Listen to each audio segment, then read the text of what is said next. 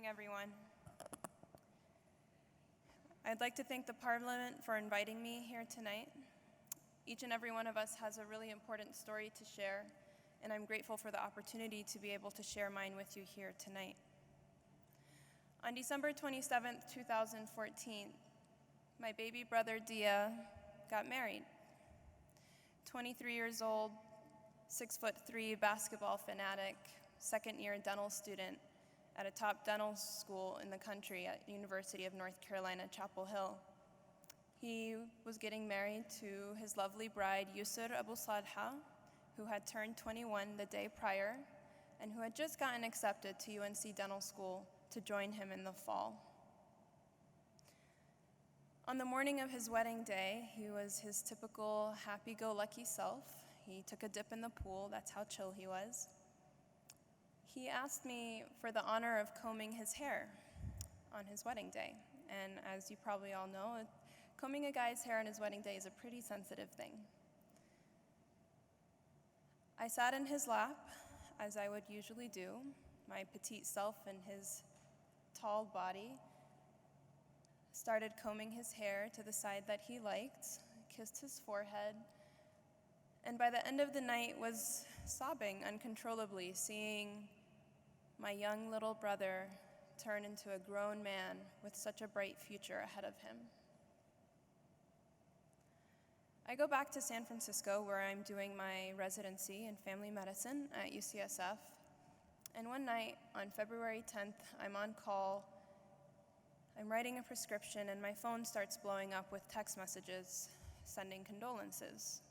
At this point, I have no idea what's going on. I kind of assumed it was probably related to an extended family member in Syria, given the ongoing conflict. A couple phone calls later, and I learned that there has been a shooting in Dia's apartment complex, yet unclear where. I was like, okay, I'm not worried. My brother is not involved in drugs and alcohol and partying. It's unlikely that he would get caught up in anything that would result in a shooting.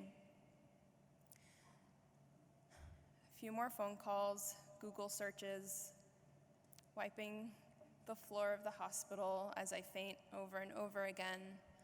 I learned that my baby brother Dia, his wife Yusr, and her baby sister Razan were shot in the back of the head, execution style, gunned down in their own home. Dia having opened the door, Yusr and Razan in the kitchen area where they were just eating dinner.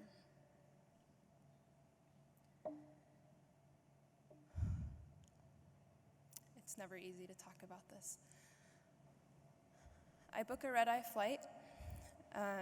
There's no Wi-Fi on the plane, and by the time I land in North Carolina, the police had issued a statement calling this a parking dispute. I appreciated that sarcastic laugh in the back, because sometimes that's all you can do, because it's so absurd. And then there are other laughs that I don't think it was related to our talk. There are no words to describe the sudden, violent, gruesome, senseless, traumatic loss of 3 beautiful, bright, kind, loving, talented, community service-oriented kids.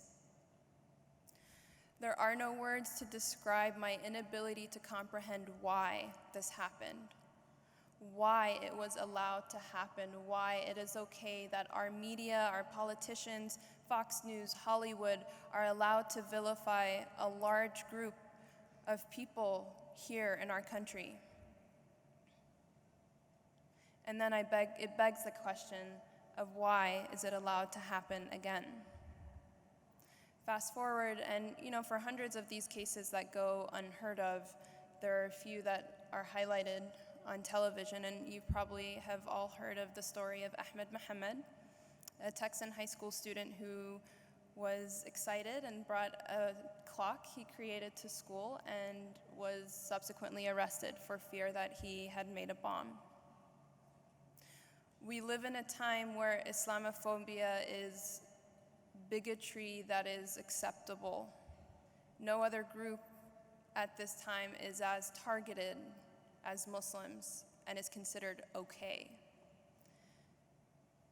Politicians, presidential candidates, today, if you turn on the news, find political gain and financial gain from bashing Muslims.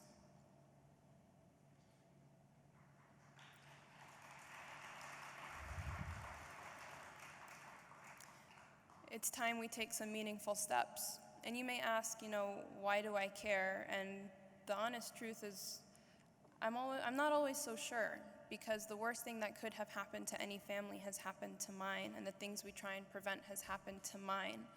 But if there's anything we can do to try and prevent this from repeating itself, from trying to raise awareness and holding people accountable, then I'm going to try and work to do that.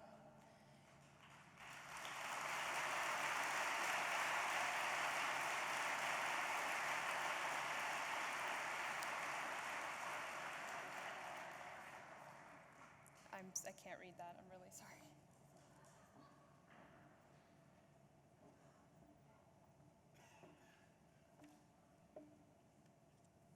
I'm not sure what this statement says. I'll have someone say it if it needs to be said. So, in the few months following the aftermath of February, there have been a lot of amazing things that have come out of this. Again, nothing will ever make up for the loss that we've had. The universities that they had attended formed scholarships in their honor. A dental relief trip that Dia and Yusra were planning for the summer, where they were planning to raise $20,000 to help in the aid of Syrian refugees for dental care. They have reached $500,000, and that money has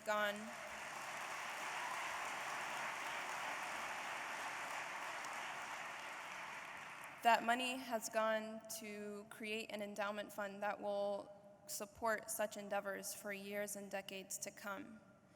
UNC Dental School created and dedicated a day annually called Dia Day, dedicating efforts and honoring Dia and Yusra, where the entire dental school closes off, their clinics close off, and all of their students are required to give back to the community in a day of community service.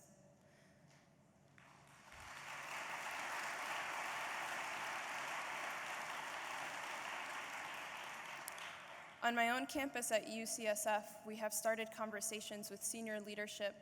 We have held Grand Rounds, which is a unique medical lecture that is given titled Challenging Islamophobia, the first of its kind in the country that will hopefully be replicated across other institutions. We are in conversations with leadership, including the chancellor and the chief medical officer, to try and allow our campuses to be more inclusive, more equitable, and to hold people accountable for these micro and macro aggressions. I was born and raised in this country, and I grew accustomed to just accepting these microaggressions that happen to me on a daily basis. But after February, realizing that the way I used to handle it is to smile and to just say, if I can just show them that who I am and I'm just a human being, that maybe they can change their mind about whatever stereotype they have built in their mind about me, that could change things. But unfortunately, I don't think that's enough. When your family is murdered, it's not enough. Clearly, it wasn't enough. And so, I can't do this work alone. And it's time that all of us collectively find this responsibility on our shoulders to stand up in the face of injustice. When we see these micro or macro aggressions, to stand up and say, hey, this is actually not okay. I leave you with a quote.